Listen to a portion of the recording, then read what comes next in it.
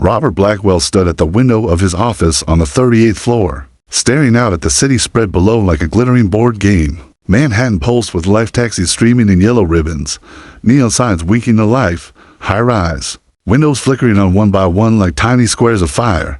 To most people, this sight was exhilarating, a vision of success, of endless possibilities. To Robert, it had become background noise. He had seen the city from this height too many times, and each time it only reminded him of how far removed he was from it.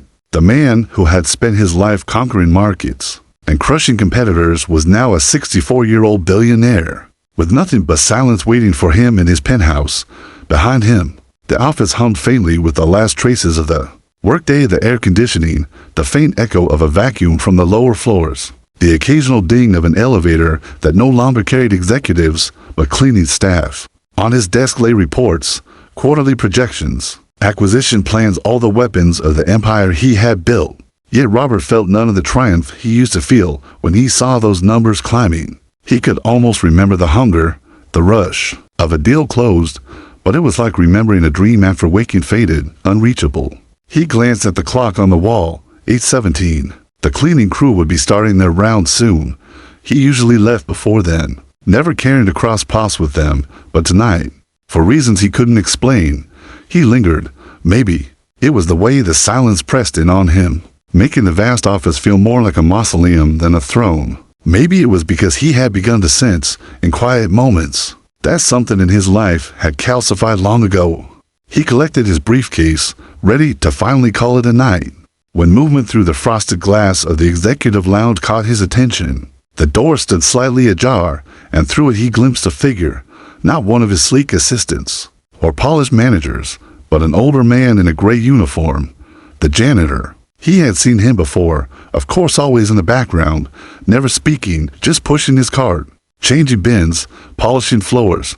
Tonight the man was doing something different. He stood at the table where the remains of the board meeting still sat, untouched sandwiches, pastries, fruit arranged on silver trays, carefully, with slow, deliberate movements. The janitor was wrapping each item in napkins and tucking them into a warm paper bag. Robert froze, watching. The man's name tag caught the light: Samuel Wilson. His movements were not hurried, not greedy. They were methodical, precise, like someone following a ritual. He wrapped the food with more care than some of Robert's chefs put into preparing it. There was dignity in the way he folded the napkins, in the way he arranged the bag so nothing would be crushed. When Sam glanced up, his eyes widened in alarm. "Mr. Blackwell," he stammered, straightening quickly. "I was just cleaning up." His hands clutched the paper bag as if it were evidence of a crime. Robert's first instinct was to dismiss him, to wave a hand and walk away. But something in the man's expression gave him pause. Fear, yes, but also something deeper: pride, shame, maybe even love. Robert found himself speaking before he could stop. "It's fine.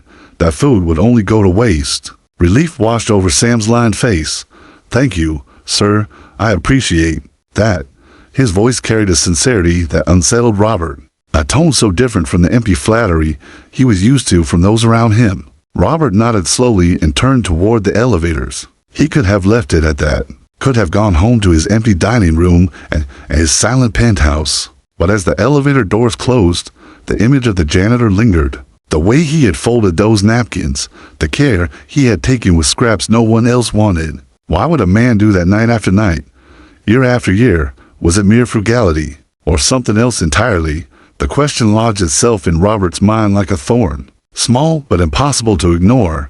For the first time in years, the billionaire, who thought he knew everything happening in his empire, realized there was a corner of his world he had never bothered to look at closely, and against his own nature, he found himself curious. The following evening, Robert stayed later than usual, though he told himself it was to review acquisition paperwork that had piled up on his desk. The truth was less rational. His eyes kept drifting to the clock, his ears half listening for the faint movements of the cleaning crew. It had been years since anything outside of profit margins had disturbed his concentration, but the sight of Sam Wilson wrapping sandwiches the night before refused to leave his mind. He could not stop replaying the man's steady hands, the guarded fear in his eyes, and the almost sacred way he had carried the paper bag. At 9:05 p.m., Robert heard the soft squeak of wheels against marble and knew Sam was on his floor. The building had grown quiet. The last executives long gone, the reception desk empty. Robert rose from his chair and, instead of leaving, slipped his hands into his pockets and moved toward the corridor. He walked slower than usual, almost cautious, like a man approaching something fragile. Sam was inside the conference room again, collecting the remains of a catered lunch. Tonight it was gourmet sandwiches, small cakes, and a half-finished bowl of pasta salad. Robert stood in the doorway and watched. Sam worked with the precision of a craftsman, checking each item as if deciding what was still good enough. He carefully wrapped the sandwiches, cut them in half, placed them gently in the bag. His movements weren't just about food, they were about dignity, about making something ruined appear whole again. Robert cleared his throat. Sam jumped, almost dropping the bag.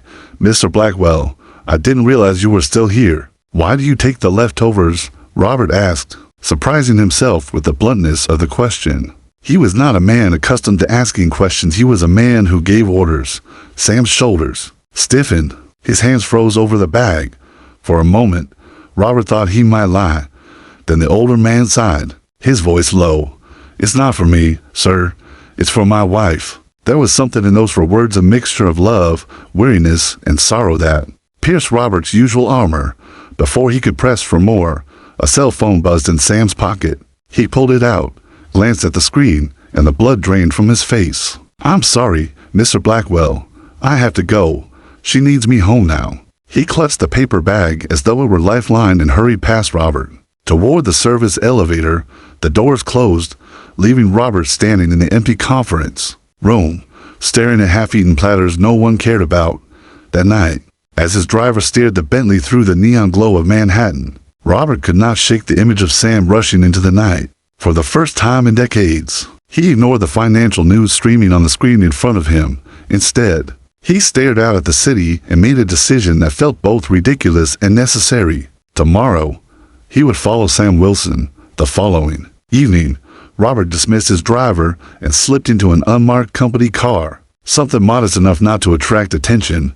He felt absurd. 64 years old, billionaire, playing detective, but curiosity gnawed at him like hunger. At 9:15, he parked near the service entrance and waited. His heart beat faster than it had in years when Sam emerged, paper bag in hand, shoulders slightly hunched as if guarding something precious. Robert kept his distance, following on foot. As Sam walked quickly toward the subway, he boarded the same train, staying 2 cars behind, his eyes fixed on the gray uniform among the crowd of tired workers. The city blurred by outside the windows as Robert wondered what on earth he was doing. He, who commanded armies of lawyers and accountants, was sneaking through subway cars to follow a janitor. Sam got off in Queens, a far cry from the glittering towers of Manhattan. He walked several blocks through dim streets lined with shuttered shops until he reached a weary apartment building with peeling paint and a sagging fire escape. Robert parked across the street, watching as Sam climbed the stairs to the 3rd floor. Through the thin curtains of apartment 3B, Robert saw movement. Sam's silhouette, arranging food on a small table. Then another figure appeared, smaller, frailer, sitting in a chair. Sam leaned down, tender, as if helping this person. Robert sat in the car for nearly an hour, unsettled. He had pried into a life he had no right to, yet something told him he was only seeing the surface of a deeper story. For once, he didn't care about legality or propriety. He cared about the truth. The next morning, his thoughts kept drifting during a meeting about quarterly projections. Charts and graphs flashed on the screen, but all he saw was Sam's silhouette feeding someone through a curtain. He ended the meeting abruptly. "Michael," he called to his assistant. "What do we know about Samuel Wilson?" Michael blinked, startled. "The janitor, sir. Not much. Been here about 15 years. Never late. Never complains. Just quiet." "And the leftovers?" Robert pressed down. Michael shifted uncomfortably. "Yeah, everyone knows. He takes them every night.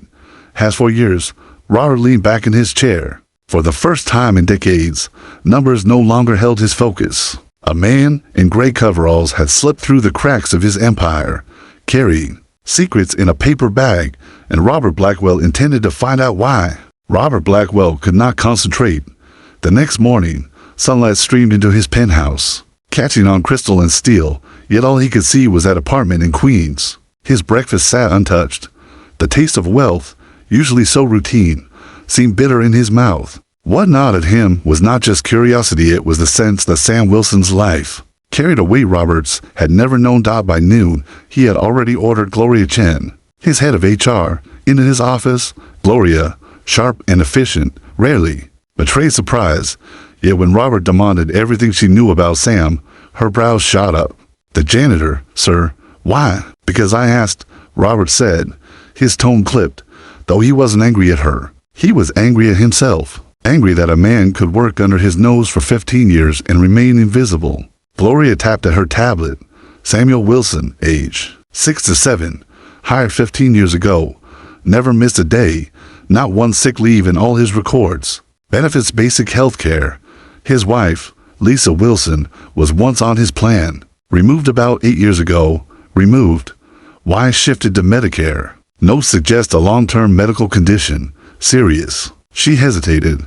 There's a line here about early onset Alzheimer's. The words hung in the room like a thunderclap. Robert leaned back slowly, his fingers tightening on the leather of his chair. Alzheimer's, a disease that stole not just memories, but dignity, piece by piece. Suddenly, the ritual of the leftovers took on terrible clarity.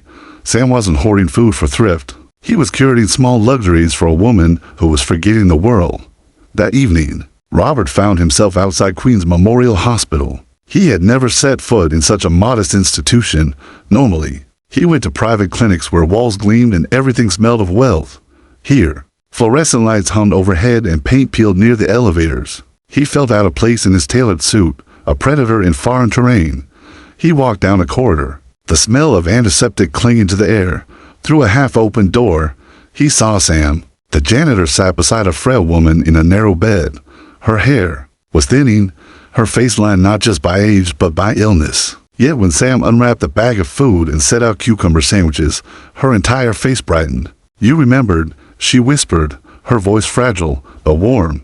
"Of course I did," Sam said, smiling. He tucked a napkin under her chin as if she were royalty. "Your favorites." Robert stood frozen, watching this small ritual unfold. Sam cut the sandwiches into tiny squares, feeding her piece by piece, his voice steady, his eyes tender. He spoke about his day in an upbeat tone, though his slumped shoulders betrayed exhaustion. Robert's chest tightened in a way he hadn't felt in years. For decades he had commanded men and moved billions, yet here was something he could not command, could not buy: love, sacrifice, the stubborn act of care in the face of despair. He turned away abruptly, unable to watch more. He strode down the hall, his pulse pounding, unsettled in ways he could not name. In his car ride home, the city lights looked different.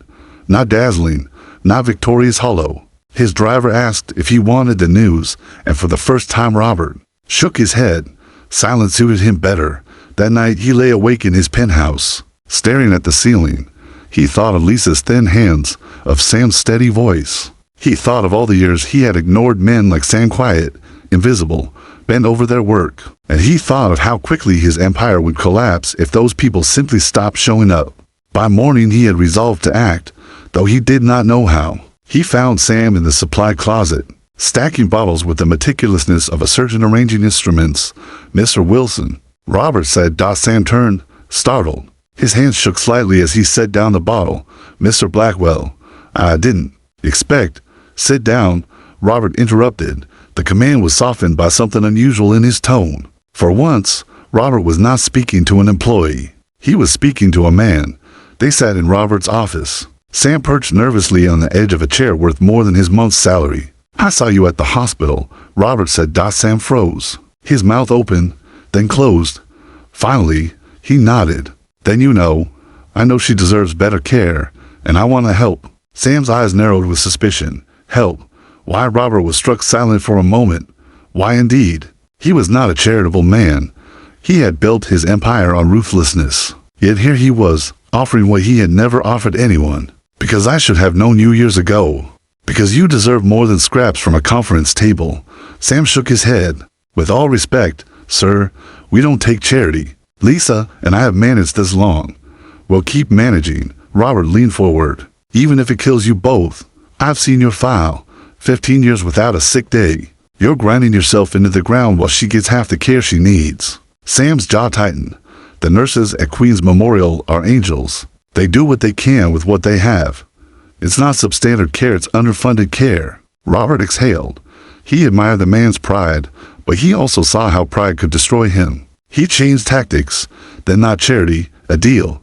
Work for me, not as a janitor, as a consultant. Help me understand this company from the ground up. In return, your wife gets the best care in the country. Specialists, private nurse, experimental. Treatments if needed. Sam blinked, stunned, his hands twisted in his lap. Why me? Because you see things I don't, Robert said simply, things I've ignored along. The silence stretched between them, heavy with possibility. Sam finally whispered, Lisa's doctor mentioned a treatment program, but Medicare won't cover it.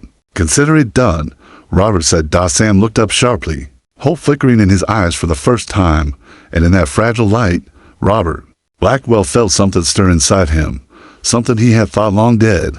Robert Blackwell had made impossible deals before. He had stared down CEOs who had ruled empires larger than his and forced them to sell for pennies. He had walked into boardrooms with nothing but a pen and left with companies worth billions. And as he sat across from Sam Wilson that morning, offering a lifeline disguised as a job, he realized he was negotiating with something far more immovable than money, pride. Sam's hands rested in his lap, gnarled and strong from years of labor, but still with a certain steadiness in their bones. He listened, he weighed, and then he shook his head slowly. No, Mr. Blackwell. Lisa and I have managed. We'll keep managing. I won't let her become a debt we can't repay. Not to anyone. The refusal struck Robert harder than any corporate rejection ever had. He leaned forward, the steel in his voice softened, but not gone. You mistake me, Sam. This isn't debt. It's recognition. You've given half your life to this company, and I've never once noticed. That's on me. This. He gestured toward the folder of health insurance upgrades already prepared on his desk. Isn't charity? It's overdue payment. Sam's jaw tightened. And what happens when the board finds out you're throwing company money at a janitor's wife? You'll regret it, and will be discarded. Robert surprised himself by smiling, though it was bitter. The board doesn't know, and they won't. I'll pay for it personally. Sam blinked. That seemed to shake him more than anything else. Billionaires weren't supposed to dip into their own fortunes for anyone but themselves. He opened his mouth, but before he could answer, the office door creaked open. Michael, Robert's assistant, stepped inside with his usual crisp efficiency, though his expression was uncharacteristically hesitant. Sir, forgive me, Michael said, glancing at Sam, but there's something you should know. Robert frowned. Now, it concerns Mr. Wilson. Sam shifted in his seat, clearly uncomfortable. Michael lowered his voice, but not enough to conceal the words. He isn't just a janitor. He used to be Dr. Samuel Wilson, neurology, top of his field 15 years ago. The words fell into the room like shattered glass. Robert turned, staring at Sam as if seeing him for the first time. Sam's gaze dropped to the floor, his shoulders stiffening. A doctor, Robert repeated, his voice hollow. All this time, why didn't you say anything? Sam's voice came out low and sharp.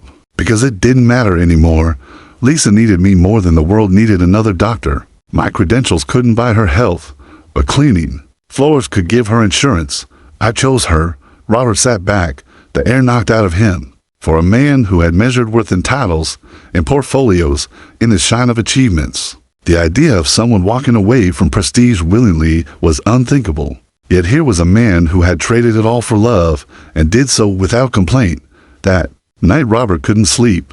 He paced the length of his penthouse, each step echoing against marble floors that had never felt more meaningless. He saw flashes in his mind.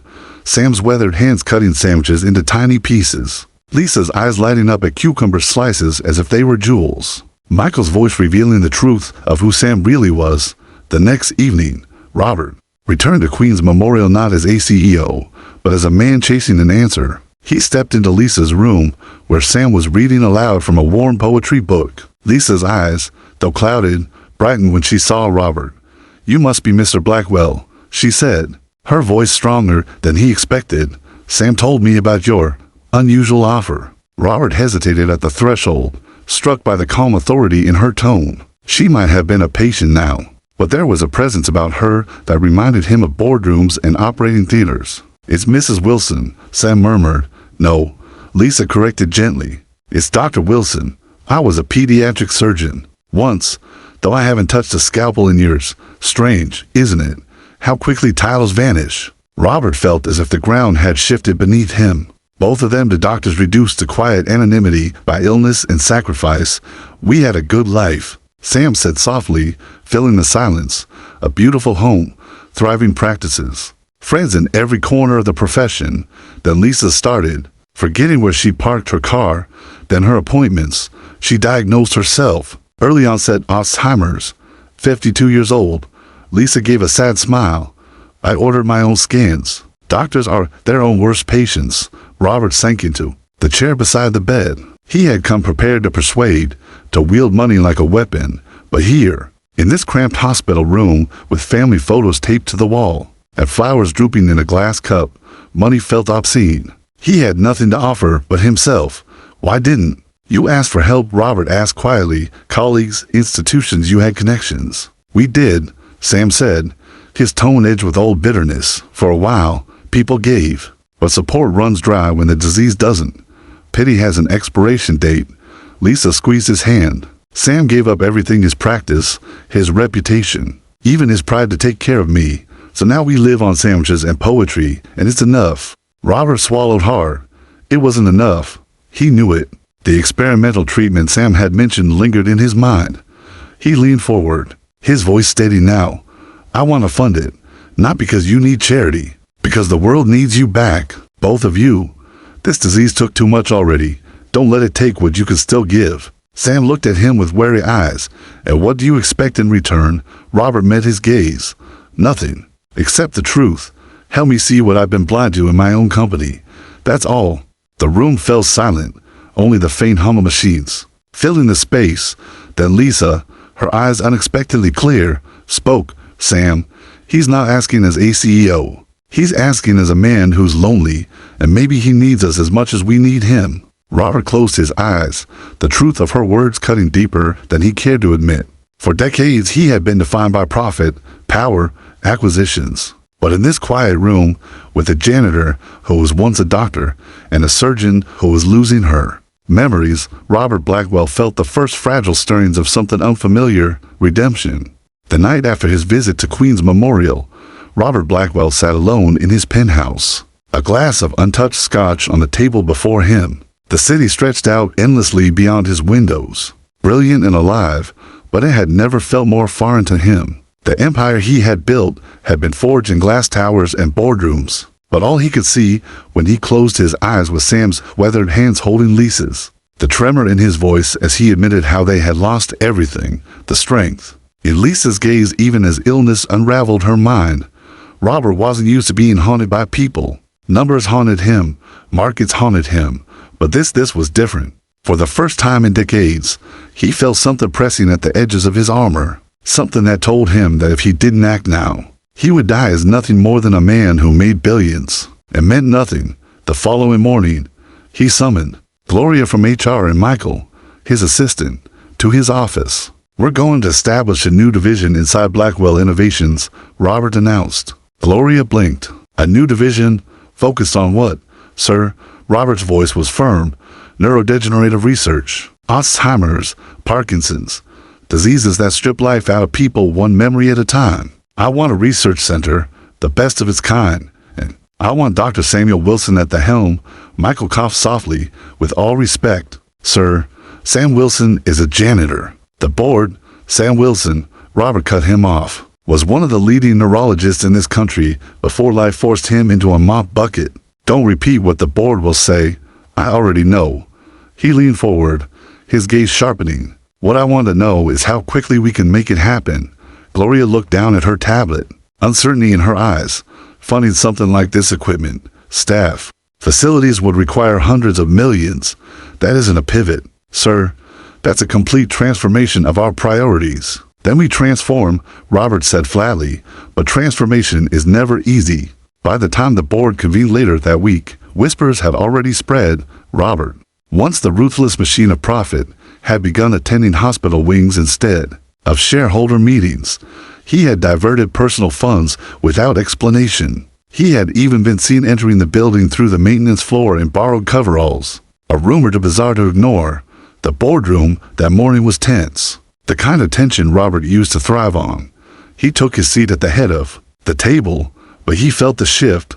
Once he had been untouchable, now eyes darted toward him with suspicion. "Robert," said Harold Vance, the chairman of the board and Robert's oldest rival in spirit, if not in name. "We've heard unusual things. Discretionary funds being moved, meetings canceled, and now this proposal you've slipped into our packets." He tapped a thick folder labeled Wilson Center for Neurological Research. "Care to explain why a technology company should suddenly become a medical philanthropy project?" Robert steepled his fingers. "Because innovation means nothing if it doesn't serve people. We've built fortunes selling ideas. Now it's time we build something that matters, a center that could save millions of lives." A ripple of disbelief moved through the directors. Meredith Chen, his CFO, shook her head.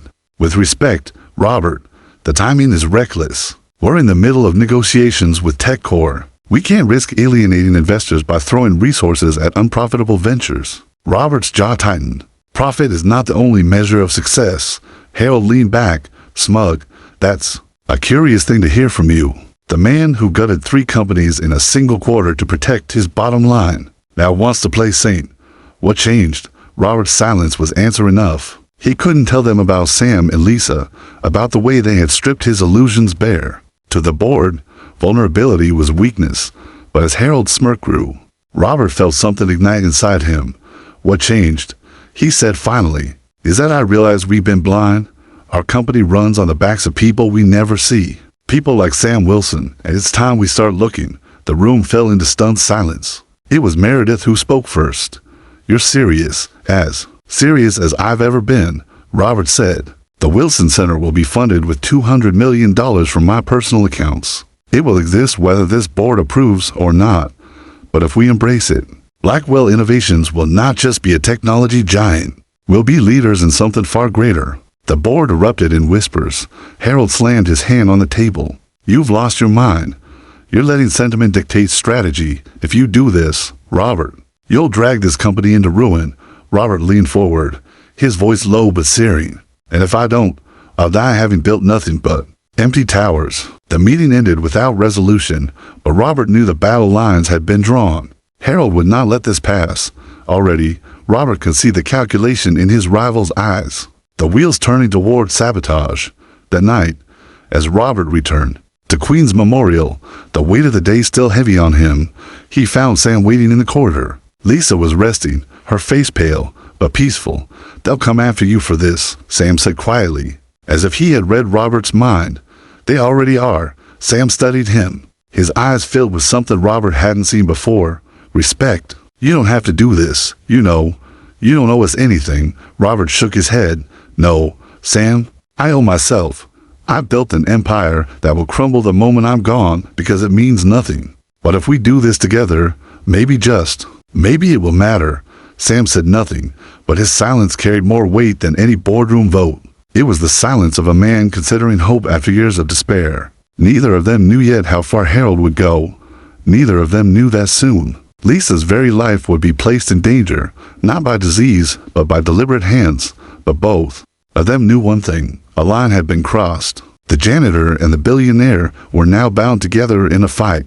Neither of them had expected a fight not just for Lisa, but for redemption, for justice, and for a new legacy. The storm came sooner than Robert expected. 3 weeks after the board meeting, Lisa had been moved into a private room at Mount Sinai under the supervision of Dr. Catherine Saunders, one of the most respected Alzheimer's specialists in the country. The Munich protocol and experimental immunotherapy that Robert had funded had begun. Sam was cautiously hopeful, though he carried the weight of years of disappointment like a stone in his chest. Robert visited daily, sometimes late at night, just to sit quietly in the chair opposite Sam and listen to Lisa's faint, wandering stories. But hope his enemies died. It began with a phone call in the middle of the night. Robert awoke to Michael's trembling voice on the other end. "Sir, you need to come to the hospital. Now, it's Mrs. Wilson." Robert was in his car within minutes, speeding through empty Manhattan streets. When he arrived, the scene in Lisa's Room nearly stopped his heart. Machines hissed and beeped frantically. Lisa lay pale and unmoving, her body trembling with small, violent spasms. Sam was shouting, his doctor's voice reasserting itself, sharp and commanding as nurses scrambled around her bed. What happened? Robert demanded. Dr. Saunders, her usually steady expression rattled, turned to him. She suffered an adverse reaction to the immunotherapy, massive swelling, microhemorrhages. We caught it late. Sam spun on her, fury etched into every line of his face. Caught it late. Don't lie to me, Catherine. Aria doesn't just strike like lightning. The symptoms would have been visible hours ago: headache, dizziness, confusion. You ignored them. He snatched the tablet from her hand and scrolled through the treatment logs with the practiced speed of a man who had once lived inside medical charts. His face paled. These dosages, they're wrong. Too high, almost double. Robert's stomach turned to stone. What are you saying? Sam looked up, his eyes blazing. She was overdosed. On purpose or through negligence, I don't know yet, but this wasn't an accident. The room froze. The nurses exchanged uneasy glances. Dr. Saunders whispered, that can't be right. We're careful. Then explain this. Sam thrust the tablet toward her. The evidence was clear. Robert felt the cold grip of recognition. He had seen sabotage before, though never in a hospital room. When were the dosages changed? He asked. 3 days ago, Sam said. Robert's blood ran cold. 3 days ago, the morning after Harold Vance had hosted an informal gathering of board members at his townhouse. He saw the timeline connect like puzzle pieces snapping into place. Moments later, a young physician entered the room, his face pale, sweat glistening on his forehead. Dr. Wilson, he began nervously. I can explain, Sam growled, stepping forward like a predator. I was told to accelerate the treatment. It came from administration. The directive specifically mentioned Blackwell Innovations. They said the sponsor wanted faster results to justify the funding. Robert's vision narrowed. He spoke through clenched teeth. Who told you that? The doctor faltered. It came through Dr. Mercer's rounds. He said the order originated from higher up, hospital leadership, and you followed it? Sam roared. You nearly killed my wife, the young man stammered. I had no choice. Robert cut him off. Get out. His voice was cold enough to freeze blood. And tell Dr. Mercer I want him in this room within the hour. If he refuses, I'll have the district attorney here by morning. The doctor fled. Silence fell. Sam dropped into the chair beside Lisa, his shoulders shaking, his face buried in his hands. I should have been watching every dosage myself. I let my guard down. I let her down. Robert placed a hand on his back. It felt fragile, bony under the janitor's uniform. No, Sam, this wasn't your fault. This was deliberate. Sam looked up slowly, eyes red with rage and grief. You think the board? I know it. Robert's voice was low, deadly certain. Harold warned me they would protect the company from distractions. They don't see Lisa as a person. They see her as leverage. They wanted to break me, discredit the center before it began, and they used her life to do it. The weight of his words filled the room like smoke. In that moment, Robert and Sam were no longer CEO and janitor, billionaire, and forgotten doctor. They were men standing shoulder to shoulder against an enemy, too cruel to ignore. What happens now? Sam whispered, Robert's face hardened into steel. Now we fight back. The next morning, an emergency board meeting was convened. Every director sat in the high-backed leather chairs, their expressions carefully neutral, though Robert could feel the undercurrent of unease. Harold sat at the far end of the table, calm, smug, as if he already knew how this would end. Robert walked in with Michael at his side, carrying a thick folder. He set it down on the table with a sharp slap. This, Robert said, his voice carrying the weight of thunder, is a copy of the directive that nearly killed Lisa Wilson. Murmurs spread. Harold leaned back, feigning confusion. What? Is this nonsense? It's sabotage, Robert said. Communications between you and James Westfield at Mount Sinai. Phone records. Private emails. Testimony from Dr. Mercer. Proof that you ordered an acceleration of Lisa Wilson's treatment without authorization. He signaled Michael, who handed out copies to every board member. Shock flickered across their faces as they scanned the evidence. Meredith Chen's lips parted in horror. Harold, is this true? Harold blustered. It's fabricated. Roberts lost his mind. No, Robert said, stepping closer. I've never been clearer. You endangered a woman's life to protect your definition of success, and now you will pay for it. The room went still. Harold's face reddened with fury, but his eyes betrayed fear. What do you want? He whispered. Robert's gaze burned into him. Your resignation, effective immediately, and your public endorsement of the Wilson Center with full funding restored. Oh, and one more thing, you'll donate $20 million personally to Lisa's care. Consider it the cost of the life you nearly destroyed. Harold sputtered. That's extortion. No, Robert said coldly. That's justice. Around the table, directors shifted uncomfortably, already distancing themselves from Harold. He had become poison. Robert leaned on the table, his voice low but deadly. I've spent my life making powerful enemies, but this time, Harold, I'm fighting for something worth losing everything for. Try me. The silence that followed was absolute. Harold's empire crumbled in that instant. Though Robert knew the war was far from over. As he left the boardroom that day, Robert realized something with crystal clarity. He was no longer building for profit. He was building for legacy, and no matter the cost, he would see it through. The years that followed the boardroom explosion reshaped Robert Blackwell's life in ways he never could have foreseen. The Wilson Center for Neurological Research rose from blueprints and promises into a towering reality, a glass-walled beacon. Just blocks away from Blackwell Tower itself, every brick, every window, every laboratory whispered of defiance of a billionaire who had once lived for profit and now chose to build for something far greater. But it had not come without blood and battle. The fallout from Harold Vance's disgrace was immediate.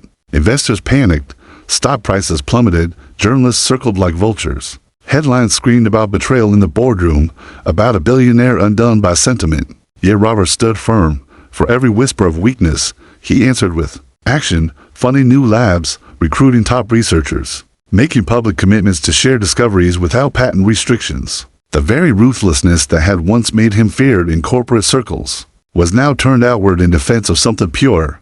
He fought, and slowly, the tide began to shift. Sam Wilson, too, transformed. The stooped janitor in gray coveralls seemed to shed his disguise as the center took shape. Within months, he walked the halls again as Dr. Samuel Wilson, his posture straighter, his voice steadier, his authority undeniable. Scientists have his aides listen in awe as he unpacked theories he had developed years earlier, ideas that had been gathering dust while he cleaned floors. He carried scars of exhaustion, of years lost, but he carried them with pride. And when he spoke of Lisa, his voice softened into the same reverence that had kept him alive all those years. Lisa's battle was harder. The Munich Protocol stabilized her, but progress was slow. Some days she remembered anniversaries or the taste of cucumber sandwiches. Other days she slipped back in the shadows. Yet as new experimental treatments emerged from the center itself, Lisa became both patient and pioneer. She endured, and in her endurance, she became the living heart of the project, a reminder that behind every chart and every grant, there was a human life worth saving. 5 years later, the Wilson Center stood ready to announce its first true breakthrough. The auditorium was filled with doctors, politicians, reporters, and families desperate for hope. Cameras flashed. The air hummed with anticipation.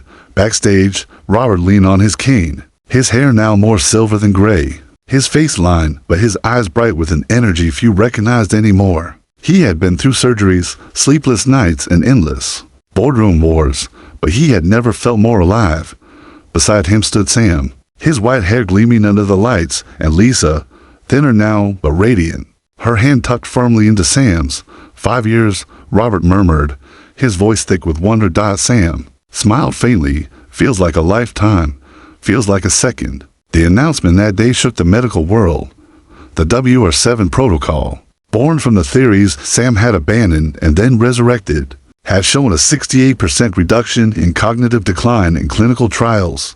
Patients who had once lost themselves were recalling memories thought gone forever. It wasn't a cure, not yet, but it was hope. Real hope. When Robert stepped onto the stage, applause thundered through the room. He stood at the podium, gripping it not with the ferocity of a dealmaker, but with the steadiness of a man who had finally learned the weight of words. 5 years ago, he began, his voice carrying through the hushed hall. I followed a janitor. He carried a paper bag of leftovers out of my building every night, and curiosity got the better of me. What I discovered was not a thief, but a man, a husband, a doctor, a servant of love so profound it put my own life to shame. His name was Samuel Wilson. His wife is Dr. Lisa Wilson, and they changed me. Gasps rippled through the crowd as Robert paused. Sam and Lisa sat in the front row, their hands clasped. I built towers, collected wealth, chased power, Robert continued, his voice growing stronger. But all of it was hollow. I thought success was numbers. But what is success, if not the ability to save lives? What is legacy, if not love put into action? The audience leaned forward, sensing something more. Today, Robert said, we announce a breakthrough. Tomorrow, we announce a future. And when I am gone, that future will not die with me, because I have made a decision. He looked directly at Sam and Lisa. I have signed away my personal fortune $17 billion to the Blackwell Wilson Foundation. It will fund the Wilson Center in perpetuity, expand its mission to every corner of neurological disease, and ensure that no patient is denied treatment because they cannot pay. And it will not be my name that leads it forward. It will be Dr. Samuel Wilson, a man who gave everything for love, who will carry this legacy long after I am gone. The room erupted. Reporters shouted. Cameras flashed like lightning. Sam stared at Robert, stunned, shaking his head. Robert, no, you can't. I can, Robert said firmly. And I will, because you reminded me what wealth is for. You reminded me what life is for. Lisa, her eyes unexpectedly clear, rose shakily to her feet. Then let me say what he cannot, she said, her voice trembling but fierce. Robert, Blackwell is no longer just a man who built towers. He built hope, and hope will outlast us all. The ovation shook the auditorium later as the celebration wound down. Robert slipped onto the rooftop garden of the Wilson Center. The Manhattan skyline burned gold against the night. Sam joined him, carrying the glasses of champagne. To new beginnings, Sam said softly. Handing him a glass dot, Robert raised his in return. To unexpected friendships. They stood together in silence, two men from opposite worlds, united by chance, choice, and sacrifice below them. Lights glowed in the labs as scientists worked late into the night. Somewhere in the city, patients and families heard the news of the breakthrough and wept with relief. And in that moment, Robert understood that the empire he had once thought was his greatest legacy was nothing compared to this. The janitor who had once carried leftovers, the wife who refused to surrender her dignity, and the billionaire who had once been hollow had built something together that would outlive them all. And for the first time in his long life, Robert Blackwell was not afraid of the end. He had finally built something that mattered.